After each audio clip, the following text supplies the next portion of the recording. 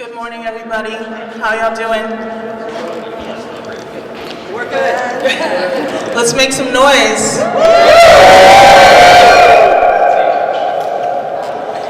I'm Nijmi Zarinko, and I'm with Put People First PA and the Poor People's Campaign, and we're going to get started. And as we get started here, I just want to say everybody has a right to live. Sometimes we sing that. We say, everybody had a right to live. Everybody has a right to live. Woo! Yeah.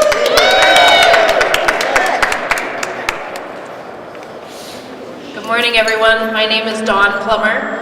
I'm very excited to be here today. I live in Pittsburgh, Pennsylvania, all the way out west, but I was born and raised right here in the Harrisburg area, so I'm very excited to be here. And absolutely everyone has a right to live. In my family, we have, because of subpar care and the various issues that we're going to be talking about today, we've had deaths in our family of my aunts who were in their 50s. They certainly had the right to live much longer. If we lived in a society that cared for them, they would be here with us today. So I'm very excited to be here and to really lift up this movement. The time has come for it, and we're very excited to share more with you this morning. Thank you, Dawn. In case you're wondering where you are at the launch of the Pennsylvania Poor People's Campaign.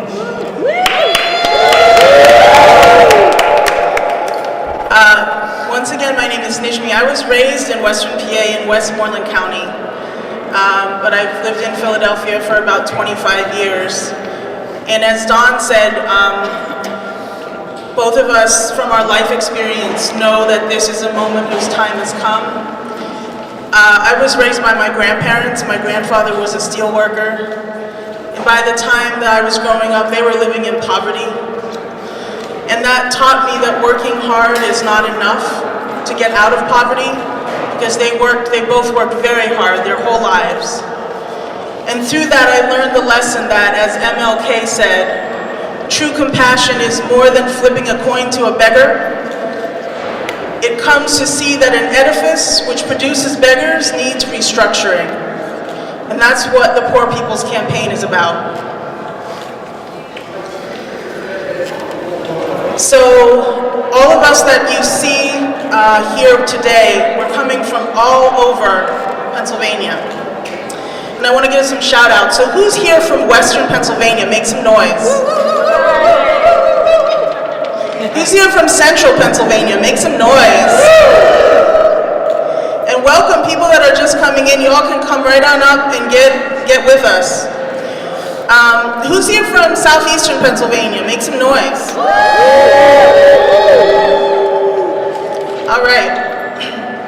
So I want to thank everyone for being here, everyone who's here with the campaign and members of the media. I want to give some shout outs to folks who are on the coordination team. I'll shout out everyone and then we'll cheer for them, okay? So the American Friends Service Committee is part of our coordination team. New Sanctuary Movement.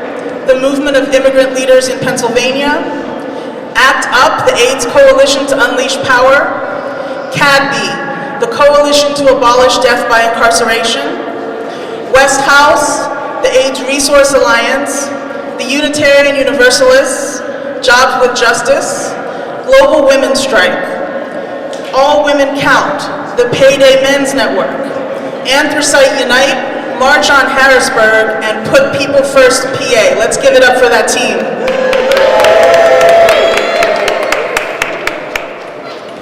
I also want to announce that we're using the hashtag Poor People's Campaign. So as you tweet, as you take photos, use the hashtag Poor People's Campaign, because this isn't just happening in Pennsylvania today. This is happening in over 30 states around the country. Identical press conferences just like this, to announce the launch of the Poor People's Campaign across the nation.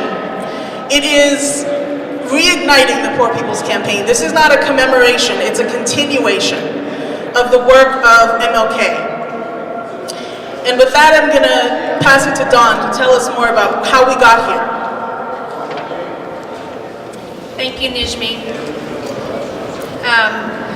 So as Nijmi was mentioning, this is not a commemoration. This is a continuation of the work of Reverend Dr. Martin Luther King and those he worked with back in the late 60s. Dr. King was a leader, as we know, of the civil rights movement. But what is a story that is less told is that towards the end of his life, he wanted to move and connect issues and connect issues of structural racism to other concerns, including militarism and poverty. And so in those years, he, towards the end of his life, with others, brought together the Poor People's Campaign. The campaign at that time brought together communities who were working together for the very first time in our history. So we see movements led by African Americans, we see the Chicano movement, we see poor whites coming together and Native Americans coming together to understand what were the structural issues that create the challenges that they face every day in their lives. So we see that was a shift from civil rights to an expansion to human rights. And that's really what we're building on today. Over the last 10, or I would even say longer than that, years, we've continued the work that began in the late 60s with the National Union of the Homeless, the National Welfare Rights Union, and many other organizations, workers' organizations, and others who have continued that work, really digging into racism, poverty, and the roots of and militarism. So in the last 10 years, we know that a movement can't just sort of spontaneously be. We know that it has to be led by those who are most impacted by the issues. I have a mentor who says, only those who are in pain know when their suffering has ended.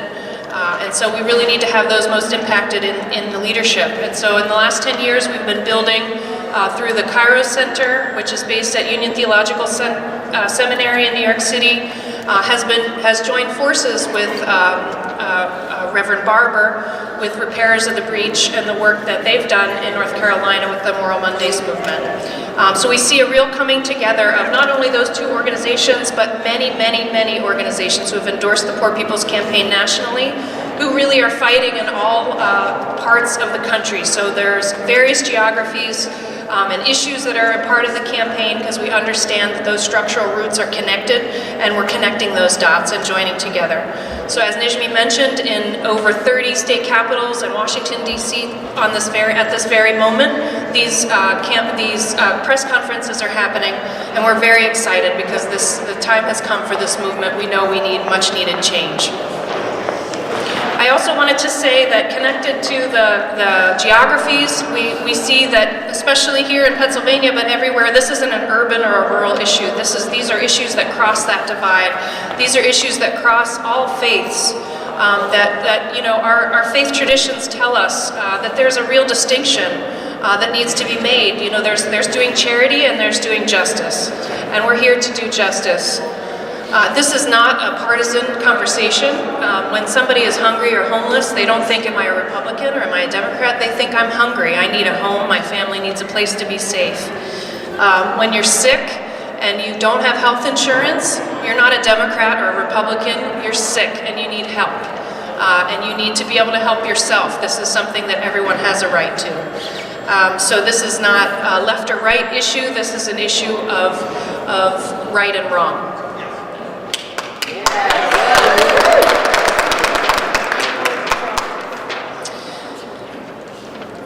So as I mentioned, the themes that we are building on, that Dr. King and the movement in the 60s really built, looking at issues of racism, poverty, and the war economy and militarism. And today it's imperative that we talk also about ecological devastation. We can't live on this planet if we're destroying this planet. So we need to figure out how to live in harmony with our home, in respect for our land and our earth and our water and our air. So we're asking all of you to join us. This is something that everyone needs to stand up for. This is an umbrella that fits everyone under it. So we're asking you to take a pledge to join the campaign. You can text MORAL to the number 90975 to join the campaign. And we're asking people across the country to join their state-level campaigns and to visit our website at portpeoplescampaign.org.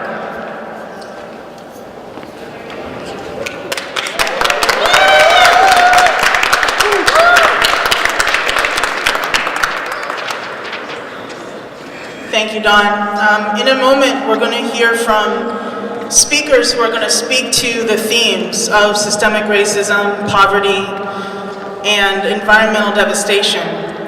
I want to express, as Dawn said again, we're here from around the state of Pennsylvania. We love this state. We really invite everyone across the state, whether you live in an urban area or a rural area, no matter who you are, to get involved, because we do care about you, and we do love you. And so I want to say a moment, why do we need a Poor People's Campaign here in Pennsylvania?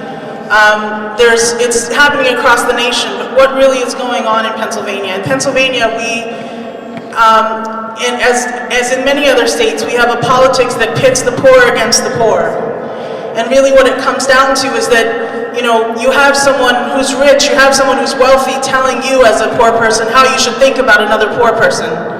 And the reality is that if you're poor or if you're working, you're a target. If you need health care, you're a target. If you're on Medicaid, you're a target. If you live in a rural area, you're a target. If you don't have clean water, you're a target.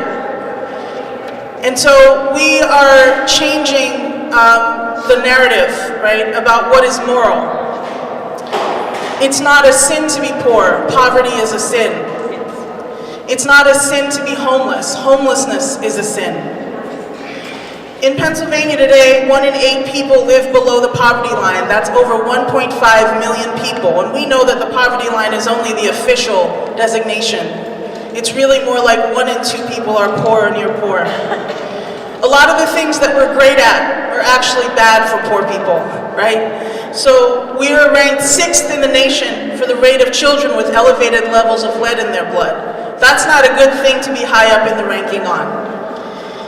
We tax poor people at 3 times the rate of the wealthiest people in this state. That's not a good thing to be high up in the ranking on.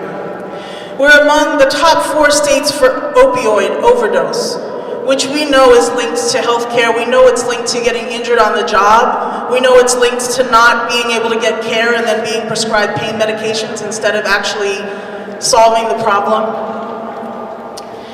So this is why we need a Poor People's Campaign in Pennsylvania.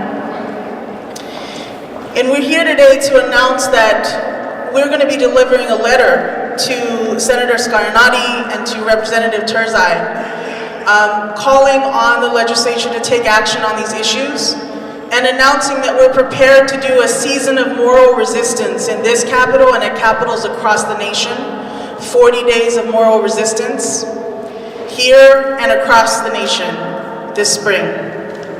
Let's give it up for a season of moral resistance.